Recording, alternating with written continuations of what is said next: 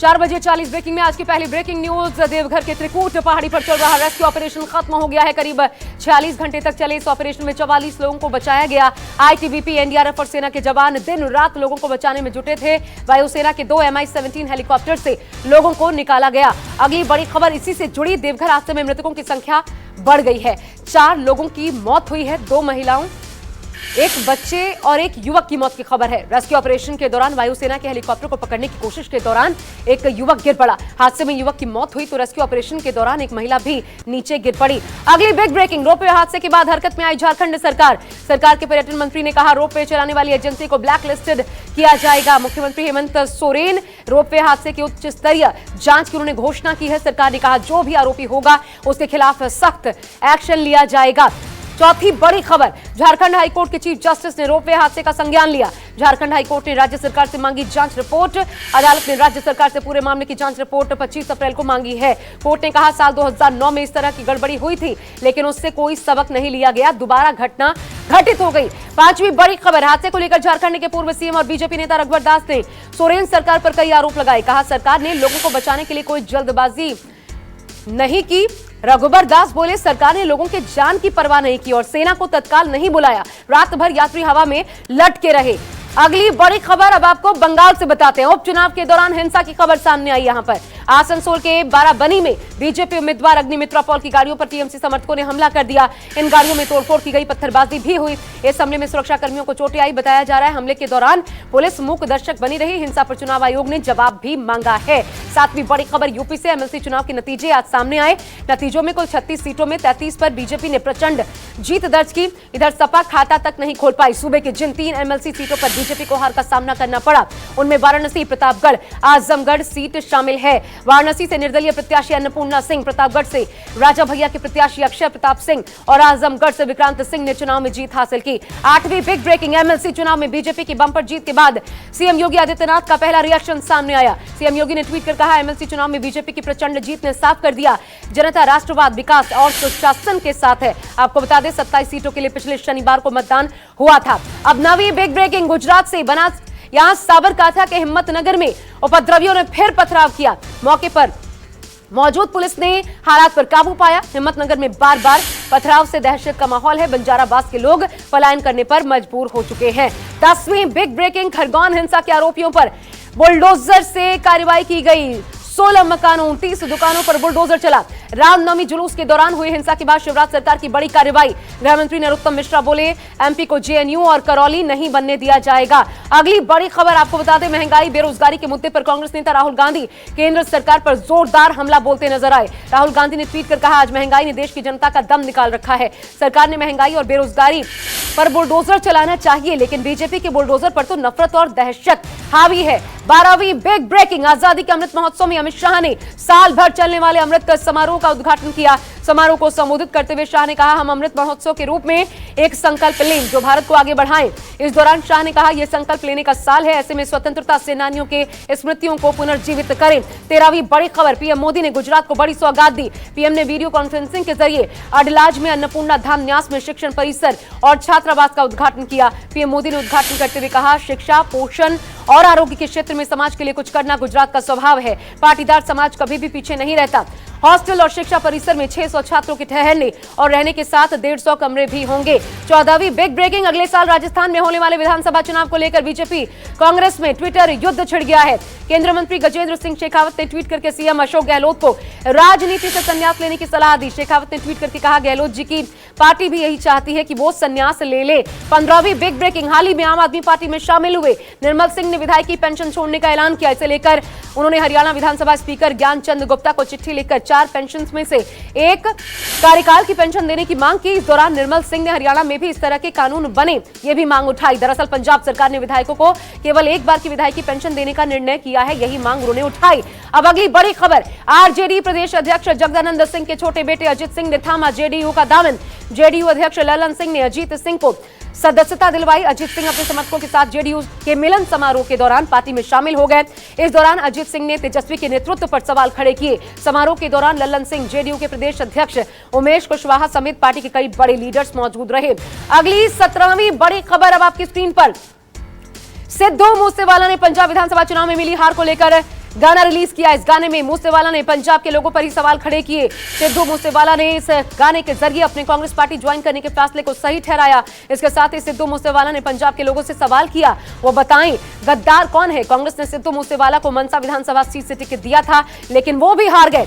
18वीं बड़ी खबर, पंजाब के सीएम बनने के बाद भगवंत मान ने आज राष्ट्रपति और उपराष्ट्रपति से मुलाकात की। मान ने दोनों से अलग अलग मुलाकातें की। इस दौरान सीएम मान ने मुलाकात की एक तस्वीर भी ट्विटर पर साझा की। लिखा, राष्ट्रपति भवन में माननीय राष्ट्रपति रामनाथ कोविंद से मुलाकात की। हालांकि इस मुलाकात को औपचारिक मुलाकात बताया जा रहा है। अब अगली बड़ी खबर, उपराष्ट्रपति और राष्ट्रपति से मिलने के बाद पंजाब के सीएम भगवंत मान ने केजरीवाल से भी मुलाकात की। दोनों नेताओं के बीच बैठक के दौरान कई अहम मसलों पर चर्चा हुई। मीटिंग के दौरान लोगों को फ्री बिजली देने के लिए सब्सिडी पर गहन चर्चा की गई। केजरीवाल की पहली गारंटी 300 यूनिट मुफ्त बिजली का ऐलान हो सकता है। अब अगली बड़ी खबर, गुजरात में पाटीदार आंदोलन के दौरान हिंसा मामले में आरोपी हार्दिक पटेल को सुप्रीम कोर्ट से राहत मिली है। कोर्ट ने सजा के खिलाफ लगी हार्दिक की याचिका पर फैसला आने तक सुप्रीम कोर्ट ने सजा पर रोक लगा दी है। आपको बता दें, हार्दिक पटेल गुजरात हाईकोर्ट के फैसले के खिलाफ सुप्रीम कोर्ट का दरवाजा खटखटाने गए थे, जिस पर यह राहत उनको। अगली बड़ी खबर, जम्मू कश्मीर के कुलगाम में बड़ा एनकाउंटर, लश्कर के 2 आतंकी मारे गए। सुरक्षा बलों ने पाकिस्तानी आतंकी के अलावा एक हाइब्रिड आतंकी को भी ढेर कर दिया। जम्मू कश्मीर के आईजीपी विजय कुमार के मुताबिक मारे गए आतंकी का कोड नेम चाचा था। चाचा का मारा जाना एक बड़ी उपलब्धि है। 22वीं बिग ब्रेकिंग, उत्तर कश्मीर से लश्कर-ए-तैयबा के 3 आतंकियों को सुरक्षा बलों ने गिरफ्तार किया। आतंकियों के पास से युद्ध जैसे सामान बरामद, लड़ाई लड़ने की पूरी तैयारी में थे ये आतंकी। सुरक्षा बलों ने शुरू किया सर्च ऑपरेशन। 23वीं बिग न्यूज, पाकिस्तान से शहबाज शरीफ के पद संभालते ही कश्मीर का राग उन्होंने अलाप दिया। कहा, जब तक कश्मीर मुद्दे का शांतिपूर्ण समाधान नहीं निकल जाता, तब तक दक्षिण एशिया में शांति संभव नहीं। शहबाज शरीफ बोले, कश्मीर के लोगों को उनके मौजूदा हाल पर नहीं छोड़ सकते। हमारा कश्मीरियों को नैतिक और कूटनीतिक समर्थन जारी रहेगा। अगली बिग ब्रेकिंग, 24वीं, कश्मीर का रोना रोने वाले नए प्रधानमंत्री शहबाज शरीफ को राजनाथ सिंह ने अमेरिका से कड़ा संदेश दिया। कहा, आतंकवाद पर लगाम लगाने में कामयाबी हासिल करे पाकिस्तान। राजनाथ सिंह 2+2 वार्ता के लिए अमेरिका के दौरे पर हैं। अमेरिका से ही राजनाथ सिंह ने शहबाज शरीफ के कश्मीर राग पर जवाब दिया है। 25वीं बिग ब्रेकिंग, यूक्रेन के साथ जंग में रशिया को एक और बड़ा नुकसान इल्जाम के रूप में सामने आया है। यूक्रेन ने रूसी सैनिकों पर रेप के गंभीर आरोप लगाए। संयुक्त राष्ट्र संघ के एक वरिष्ठ अधिकारी ने कहा, यूक्रेन में रूसी सैनिकों के सेक्सुअल वायलेंस के लगातार मामले सामने आ रहे हैं। 26वीं बड़ी खबर, यूएन में रूस के उप राजदूत ने सारे आरोपों को खारिज किया। कहा, रूसी सैनिकों पर रेप जैसे आरोप बेबुनियाद है और बदनाम करने की साजिश है। दिमित्री पालियानस्की ने यूएन में कहा, यूक्रेन में ऐसा कुछ भी नहीं किया गया, ऐसे आरोप उकसाने वाले हैं। अब आपको अगली बिग ब्रेकिंग जल्दी से बताते हैं। यूक्रेन ने रूसी सैनिकों की बातचीत को इंटरसेप्ट किया। यूक्रेन का दावा, बड़े केमिकल हमले की तैयारी में है रशिया। यूक्रेन के राष्ट्रपति ज़ेलेंस्की ने कहा, रूस मारियोपोल में केमिकल हमला करने की तैयारी कर रहा है। 28वीं बड़ी खबर, पूरी तरह से तबाह हुआ मारियोपोल। मारियोपोल के मेयर का दावा, रूसी सेना के हमले में 10,000 से ज्यादा आम नागरिकों की भी जान गई। मेयर ने आशंका जताई, यह आंकड़ा 20,000 के पार जा सकता है। मारियोपोल की अधिकतर इमारतें तबाह हो चुकी हैं। अगली बड़ी खबर, श्रीलंका से और ज्यादा गहरा चुका है ये संकट। श्रीलंका ने खुद को डिफॉल्टर घोषित किया। आर्थिक संकट का सामना कर रहे श्रीलंका ने डिफॉल्टर होने का बड़ा ऐलान किया। श्रीलंका ने विदेशी कर्ज चुकाने में असमर्थता जताई। श्रीलंका के वित्त मंत्रालय ने कहा, दूसरे देशों के कर्ज का भुगतान करने की स्थिति नहीं है। यानी अब श्रीलंका $51 अरब के विदेशी कर्ज का भुगतान नहीं कर पाएगा। 30वीं बड़ी खबर, श्रीलंका में आर्थिक संकट के खिलाफ जनता का आक्रोश बरकरार है। राजधानी कोलंबो में पिछले 8 दिनों से विरोध प्रदर्शन जारी है। प्रदर्शनकारी लगातार राष्ट्रपति गोतबाया के इस्तीफे की मांग कर रहे हैं। राजपक्षे सरकार के खिलाफ लोगों ने तख्तियां और श्रीलंका के झंडे तक लहराए। अगली बड़ी खबर, श्रीलंका में आर्थिक संकट, विरोध प्रदर्शन के बीच प्रधानमंत्री महिंद्रा राजपक्षे ने शांति की अपील की। विपक्ष पर सहयोग न करने का आरोप लगाया। राजपक्षे ने कहा, आप जब भी सड़कों पर प्रदर्शन करते हैं, हम हर डॉलर गंवाते हैं। आर्थिक संकट से निपटने की हर संभव कोशिश की जा रही है। 32वीं बड़ी खबर भी श्रीलंका से, जहां पर आर्थिक संकट के बीच बिजली संकट ने जीना दुश्वार कर दिया है। बिजली कटौती के चलते आम लोग परेशान हैं। भीषण गर्मी के बीच घंटों की बिजली कटौती ने मुश्किल बढ़ा दी है। लोगों ने कहा, देश में हालात बद से बदतर है। लोगों को रोजमर्रा की चीजों की जबरदस्त किल्लत का भी सामना करना पड़ रहा है। अब अगली 33वीं बड़ी खबर, तिरुमला वेंकटेश्वर मंदिर में भगदड़ जैसे हालात। सर्वदर्शन टिकट लेने के लिए श्रद्धालुओं की भारी भीड़ उमड़ पड़ी। 3 श्रद्धालु घायल हो गए। सुरक्षा कर्मियों को भीड़ को संभालने में काफी मशक्कत करनी पड़ रही है। बताया जा रहा है, स्थिति बिगड़ती ही लगातार जा रही है। 34वीं बड़ी खबर अब बड़ोदरा में शादी समारोह में बीजेपी के पूर्व पार्षद अरविंद प्रजापति ने फायरिंग कर दी। पूर्व पार्षद ने कई राउंड फायरिंग की, वीडियो सोशल मीडिया पर वायरल। पूर्व पार्षद का शराब पीते हुए एक फोटो भी वायरल है। हालांकि ये फोटो काफी पुराना बताया जा रहा है। अब आपको 35वीं बिग ब्रेकिंग बताते हैं। स्कूलों में फीस बढ़ोतरी के खिलाफ प्रदर्शन हुआ है। दिल्ली अभिभावक संघ ने सरकार पर आरोप लगाया वादा खिलाफी का। दिल्ली अभिभावक संघ ने कहा पिछले कुछ सालों में 12 से 18% तक फीस बढ़ी है। अब प्रदर्शन नहीं बल्कि चक्का जाम करेंगे। 36वीं बड़ी खबर बुलंदशहर में कलश यात्रा में चाकू लेकर घुस गया युवक, कई लोगों पर हमला कर दिया। एक युवक गंभीर रूप से जख्मी, लोगों ने आरोपी युवक को पकड़कर पुलिस के हवाले किया। मामला दर्ज कर आगे की कार्रवाई में जुटी है पुलिस।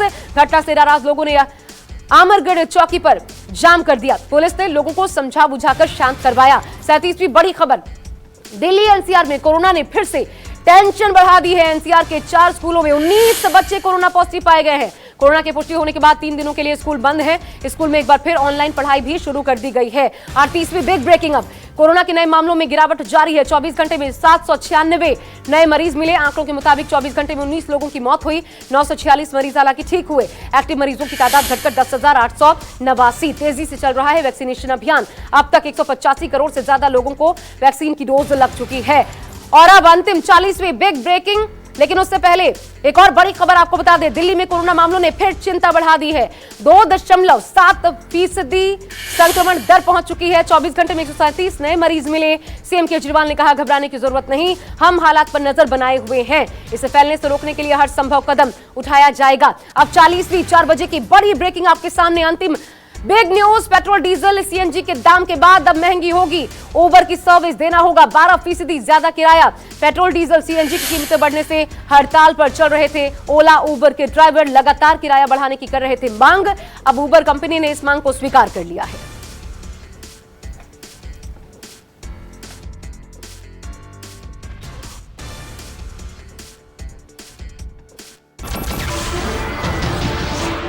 नमस्कार, मैं हूं मानक गुप्ता। अगर आपको हमारा ये वीडियो पसंद आया हो तो इसे लाइक और शेयर जरूर करें। और हां, हमें सब्सक्राइब और फॉलो करना ना भूलें ताकि आप देश और दुनिया की कोई खबर मिस ना करें। तो जुड़े रहिए हमारे साथ और देखते रहिए न्यूज़ 24।